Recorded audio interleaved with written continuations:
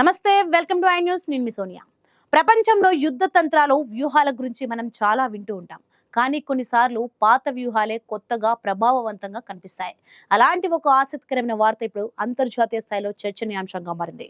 భారత్ గతంలో ఉపయోగించిన ఒక యుద్ధ తంత్రాన్ని ఇజ్రాయెల్ ఇప్పుడు అమలు చేయబోతుందని విశ్లేషకులు అంటున్నారు.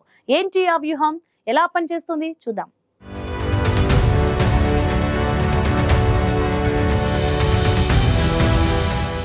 మన భారత్ యుద్ధ తంత్రాలకు కొత్తగా చెప్పాల్సిన పని లేదు కదా.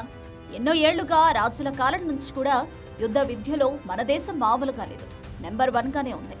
చరిత్ర చూసుకుంటే ఒకప్పుడు అఖండ భారతదేశంగా ఉన్నప్పుడు మనతో పోటీ పడే వాళ్లే లేరు. అంత శక్తివంతమైన మన దేశం ఆపరేషన్ సింధూర్లో కొన్ని యుద్ధ వ్యూహాలను వాడింది. ఇప్పుడు అవే వ్యూహాలను ఇజ్రాయెల్ కూడా తమ యుద్ధాల్లో వాడుతుందని సైనిక నిపుణులు చెబుతున్నారు.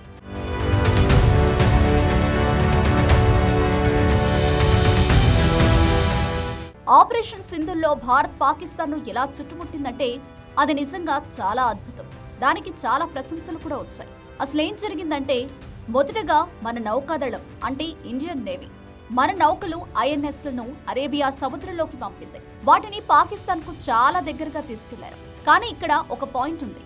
అంతర్జాతీయ సరిహద్దు జలాలను దాటకుండానే, అంటే ఇంటర్నేషనల్ వాటర్ బోర్డర్ను క్రాస్ చేయకుండానే చాలా తెలివిగా పాకిస్తాన్ను సముద్రం వైపు నుంచి బ్లాక్ చేశారు. ఇది ఒక వ్యూహాత్మక ఎత్తుగడ.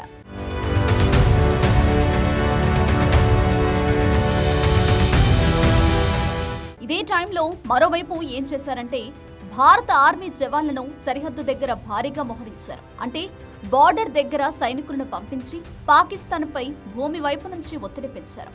ఇక ఎయిర్ ఫోర్స్ ఏం చేసిందంటే, తమ ఎయిర్ డిఫెన్స్ సిస్టంలను మన దేశ భూభాగంలోని పాకిస్తాన్ కు సరిహద్దుగా ఉన్న ప్రాంతాల్లో పెట్టారు. దీనివల్ల పాకిస్తాన్ వైపు నుంచి ఎగిరే ఏ విమానాన్నైనా, ఏ కదలికనైనా వెంటనే పసిగట్టేలా ఏర్పాట్లు చేసుకున్నారు. ఇలా అన్ని వైపుల నుంచి పాకిస్తాన్ ను పూర్తిగా చుట్టుముట్టి సిద్ధమైన తర్వాతే దాడి చేయడం మొదలుపెట్టారు.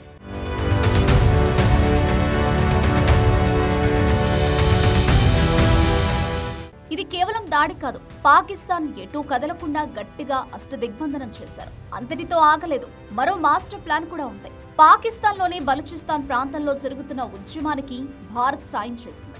దానివల్ల పాకిస్తాన్కు లోపల కూడా పెద్ద తలనొప్పి మొదలైంది. అంటే బయట శత్రువులు, లోపల తిరుగుబాటుదారులు, ఇలా రెండు వైపుల నుంచి లాక్ అయిపోయింది. చివరిగా భారత్ చేసింది ఏంటంటే, ప్రపంచ దేశాల ముందు పాకిస్తాన్ను ఒక ఉగ్రవాద దేశంగా, ఒక టెర్రరిస్ట్ దేశంగా గట్టిగా ముద్ర వేయగలిగింది.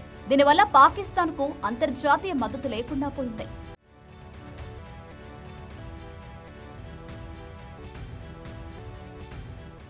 ఇప్పుడు ఇజ్రాయెల్ కూడా తమ ప్రత్యర్థులను ఎదుర్కోవడానికి దాదాపు ఇదే ప్లాన్ వాడుతుందని అంచనా వేస్తున్నారు. అంటే అన్ని వైపుల నుంచి చుట్టుముట్టడం, అంతర్గత సమస్యలను పెంచడం, ప్రపంచం ముందు వాళ్లను చెడ్డవారిగా చూపించడం, ఇవన్నీ ఇజ్రాయెల్ అనుసరించే అవకాశం ఉందని అంటున్నారు.